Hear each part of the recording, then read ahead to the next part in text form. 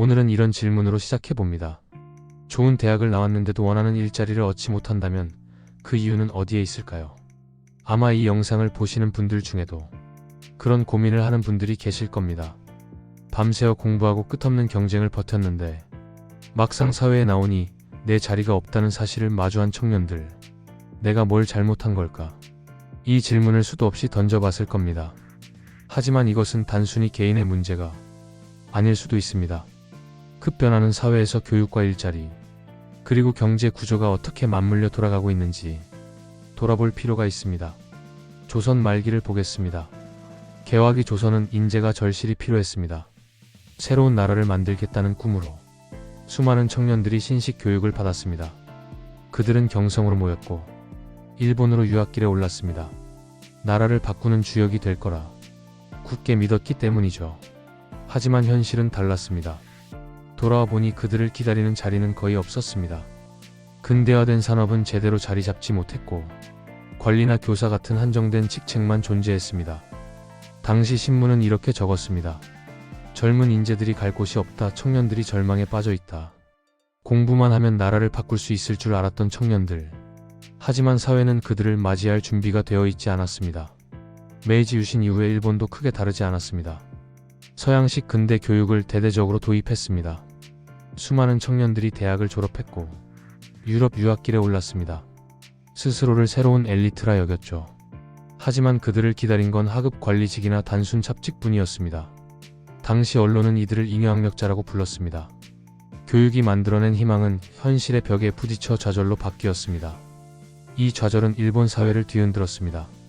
청년들 중 일부는 급진적인 사상운동에 뛰어들었고 어떤 이들은 범죄로 흘러가기도 했습니다. 일자리를 만들지 못한 대가는 사회 불안으로 이어졌습니다. 1930년대 대공황 시기에 미국으로 가보겠습니다. 학위를 가졌지만 할 일이 없던 청년들이 정부 청사 앞에서 시위를 벌였습니다. 우리를 살려달라, 일할 기회를 달라. 결국 루즈벨트 정부는 이들을 뉴딜 정책의 공공사업에 투입합니다. 도로를 닦고 도서관을 짓고 심지어 예술 프로젝트에도 참여했습니다. 학문을 배운 지식인들이 삽을 들고 일해야 했던 시대였습니다. 유럽도 상황은 비슷했습니다. 1차 세계대전 직후 독일과 오스트리아는 전쟁에서 패했고 경제는 무너졌습니다. 대학을 졸업한 청년들은 거리로 내몰렸고 신문은 이렇게 보도했습니다. 전문가가 된 거지들이 늘고 있다. 학문은 그들에게 생존을 보장하지 못했고 이 좌절은 극단주의 정치와 사회 불안으로 이어졌습니다. 이 비극은 현대에도 반복됩니다. 2008년 금융위기 이후 스페인과 그리스의 청년 실업률은 40%를 넘겼습니다. 대학 졸업장으로도 패스트푸드점 일자리밖에 구할 수 없었던 청년들. 결국 그들은 잃어버린 세대로 불리게 됐습니다. 중국도 예외가 아닙니다. 개혁 개방 이후 대학이 폭발적으로 늘어났지만 국영기업 중심의 경제는 이들을 다 흡수하지 못했습니다. 취업난이라는 단어가 중국 사회의 일상이 되었습니다. 사실 오늘날 한국의 청년들도 이와 크게 다르지 않습니다. 통계청에 따르면 청년 체감 실업률은 공식 수치보다 훨씬 높고 비정규직과 단기직 비중은 여전히 절반 가까이를 차지합니다. 청년들이 대기업 문 앞에서 수년간 취업 준비를 하거나 스펙을 쌓기 위해 끝없는 스터디와 자격증 경쟁을 벌이는 현실도 달라지지 않았습니다. 그 사이 일부는 노동시장에서 완전히 이탈해 청년 니트로 분류되기도 합니다.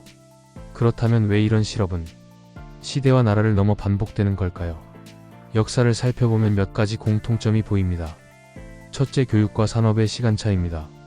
교육은 빠르게 팽창했지만 산업은 그 속도를 따라가지 못했습니다. 대학은 사회가 필요로 하는 인재를 길러내기보다 스펙 경쟁용 학위를 대량 생산했습니다. 둘째, 경제 구조의 한계입니다. 기술 발전과 자동화는 새로운 일자리를 만들기도 했지만 기존 일자리를 대량으로 사라지게 했습니다. 이 전환기의 충격은 언제나 청년들에게 가장 먼저 다가왔습니다. 셋째, 청년에게 전가된 불안정입니다.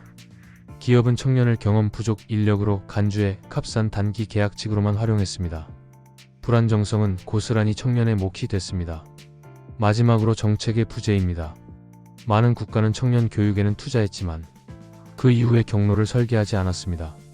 학위를 주는 것만으로는 삶이 보장되지 않는다는 사실을 간과했던 겁니다. 하지만 각 나라들은 이런 문제를 해결하려 다양한 시도를 해왔습니다. 미국은 뉴딜 정책으로 청년들을 대규모 공공사업에 투입했지만 장기적인 고용 안정에는 한계가 있었습니다. 일본은 버블 붕괴 이후 청년 고용 촉진법과 직업훈련 프로그램을 도입했지만 정규직 전환 효과는 기대만큼 크지 않았습니다. 프랑스는 중소기업에 청년 고용 보조금을 지급해 단기 고용률 개선을 이뤘지만 보조금이 끝나면 다시 실업되는 한계를 드러냈습니다.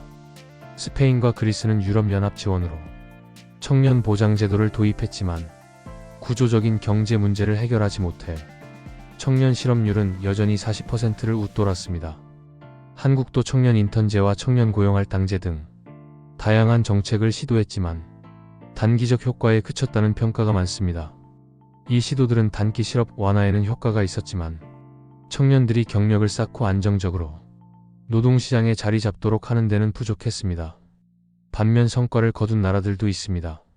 독일은 학교와 기업이 협력하는 이원화 직업교육제로 청년들이 졸업과 동시에 실무형 인재로 성장할 수 있도록 했고 청년 실업률을 유럽 최저 수준으로 유지했습니다.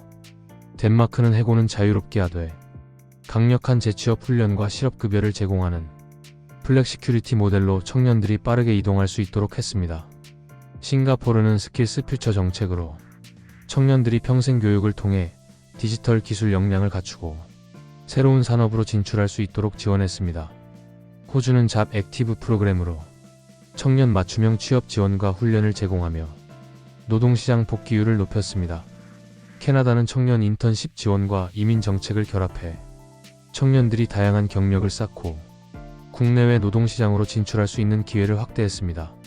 한국도 IMF 이후 IT 교육과 창업 생태계 조성으로 수많은 고학력 청년들이 신산업으로 진출하며 위기를 극복한 경험이 있습니다.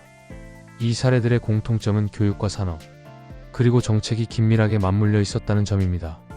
청년들이 배운 것을 실제로 써먹을 수 있는 일자리가 준비되어 있었고 국가는 이를 위한 환경을 적극적으로 만들었습니다.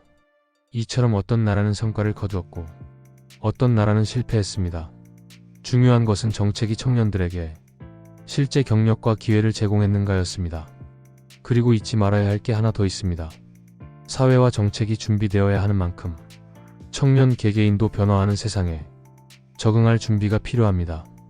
기술은 더 빨리 발전하고 산업은 끊임없이 변합니다.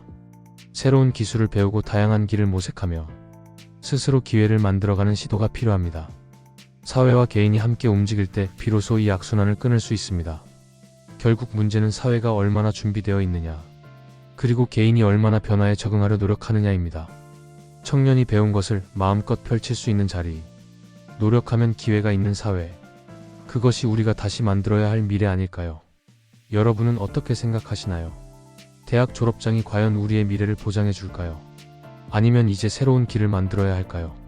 오늘 이야기가 공감되셨다면 구독과 좋아요, 그리고 댓글로 여러분의 생각을 남겨주세요. 작은 참여 하나가 이 채널에 큰 힘이 됩니다. 시청해 주셔서 감사합니다.